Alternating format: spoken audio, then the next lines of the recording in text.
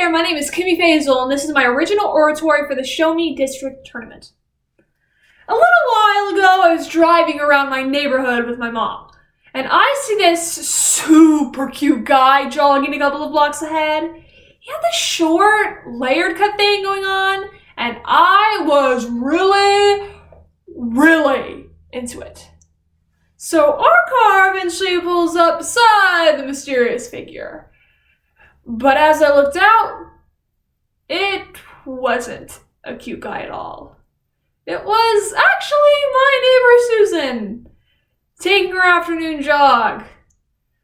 As members of society, we often put labels on those around us without really getting to know them. However, it is also our responsibility to put these labels aside and work together. Unfortunately, this is a difficult task. Even the best of us struggle with our prejudice. The harms of judging a book by its cover are scarier than you might think. So let's first lace up our tennis shoes and go through the harms of putting up a front, hiding a real self from others, and conforming to the many different forms of prejudice in society. Then, let's begin our jog and go through the consequences of holding prejudice. Finally, we'll attract attention from our neighbors passing by and explain how we can look beyond our prejudice and be our true and complete self with others. Webster's dictionary defines prejudice as a, quote, preconceived judgment or opinion. Now it is easier than ever to develop prejudiced opinions toward others. Social media plays a huge role in the development of bias, especially for members of Generation Z. Members of this generation, myself included, have grown up with social media and the internet at our fingertips. On social media applications such as Facebook, Instagram, or Snapchat, we are only able to see simple selfies or photographs of others with nothing but a short and concise caption below, if that. With the minimal amounts of information given on social media, it is incredibly easy to develop prejudice toward others, thus creating more prejudice in our modern society. From the time we were young, it is possible that we may have been taught that we are not enough as we are.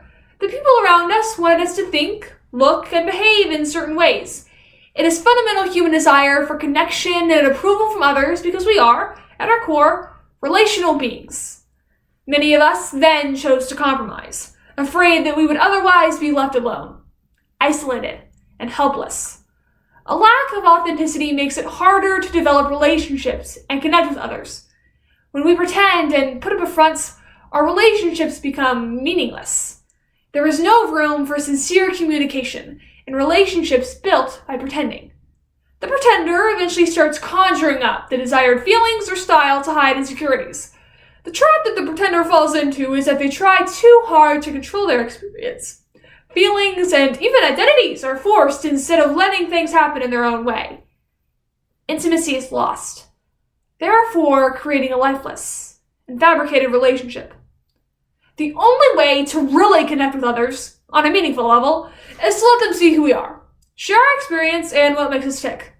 Now, not everyone will like us, and that is okay. After all, we don't increase self-worth by being what others want us to be, but instead by staying true to ourselves.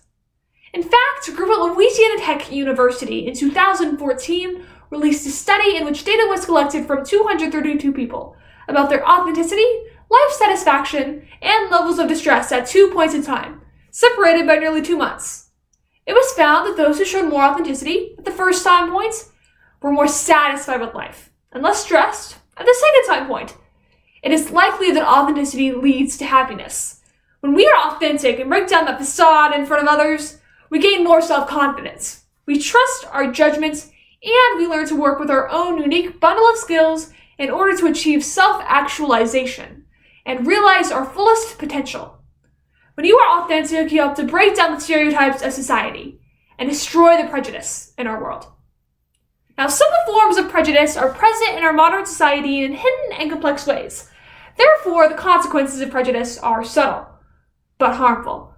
Because most people are aware of the prejudices held by others toward them, the prejudice has a sort of self-fulfilling effect, thus causing people to act in the way that others believe that they should. These behavioral expectations are often created by stereotypes. The consequences of common stereotypes go beyond just shaping relationships between communities. People are relentlessly verbally or even physically assaulted by value judgments based on skin color, social class, gender, religion, and so on. Constant exposure to such ridicule and discrimination can lead to low self-esteem. A lowered self-esteem can cause severe mental health issues, and in serious cases, even suicide. This was unfortunately the case for 9-year-old Mackenzie Adams in Alabama. Adams was relentlessly tormented by her 4th grade classmates because she was acting white and hung out with a white boy in her class. These Alabama children would tell this young girl to kill herself, and other unimaginable insults. This torture eventually became too much for the 4th grader to bear, and on December 3rd, 2018, Mackenzie took her own life. This 9-year-old was repeatedly harassed because she didn't fit their stereotypes of a black woman. Now, these other children learned these stereotypes from somewhere. Perhaps before they went to bed, they overheard their family having racist conversations at the dinner table. Or maybe they overheard people at the grocery store quietly judging the men and women of color around them. Quiet, or not, your stereotypical opinions hurt somebody. You never know who is listening to your words, and who might repeat them tomorrow. Mackenzie Adams would be alive today if society didn't place stereotypes on black women and decided to act on our prejudice and biases. It is our responsibility to be aware of our biases and not act on them. It is our responsibility to drop stereotypes and accept everyone for who they are. While recognizing prejudice can take time, it certainly isn't impossible. The first way we can recognize our own forms of bias is by broadening our friend group. We can do this by making friends with people of all races, genders, religions, sexual orientations, and political beliefs. That way we can learn more about those who we might have simply labeled before, without really getting to know them. Another way to eliminate our bias is by being aware of the influence of subtle stereotypes in our television, social media, literature, and news. Stereotypes such as the black best friend or dumb cheerleader create the belief that this is all a certain race or gender can be, a simple side character, when in reality, this is completely false. We can also remind ourselves that, unfortunately, we cannot read minds, and we can be mistaken in our judgment. Finally, Harvard University has created a nonprofit organization called Project Implicit to help inform people about unconscious prejudices that they may hold. Project Implicit was founded in 1998 by 3 scientists: Tony Greenwald, a scientist at the University of Washington, Mazar Banaji, a scientist at Harvard University, and Brian Nosek of the University of Virginia. Project Implicit offers a test called the Implicit Association Test. This test asks its users to report attitudes and beliefs on certain topics, as well as providing information on themselves. Then, the test specifically informs users about races, genders, religions, and even age groups they are both positively and negatively biased towards.